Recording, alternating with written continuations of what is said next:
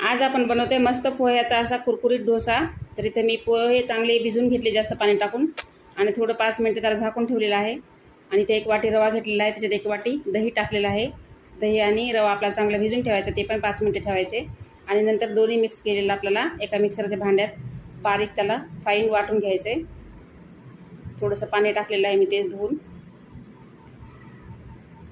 एकदम बारीक वाटून घ्यायचं। आणि नंतर एका भांड्यात काढून घेऊन त्याच्यात थोडंसं मीठ आणि खाण्याचा सोडा, हिरवी मिरची, कोथिंबीर असं टाकून मिक्स करून घेतलेलं आहे। आणि ह्याला पण आपल्याला 10 मिनिटं झाकून ठेवायचे।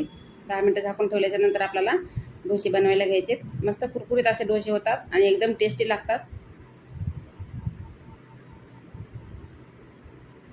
थोडंसं तेल सोडलेलं आहे साईडनं आणि ते जेवढा डोसा बनवला त्यापेक्षा ते छोटा होते।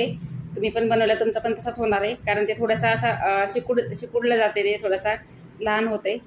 तर आजचा डोसा तुम्हाला कसा वाटला मला नक्की सांगा आणि एक लाईक नक्की करा, तुमच्या मित्रमैत्रिणीला शेअर नक्की करा आणि एकदा ट्राय नक्की करा हा डोसा।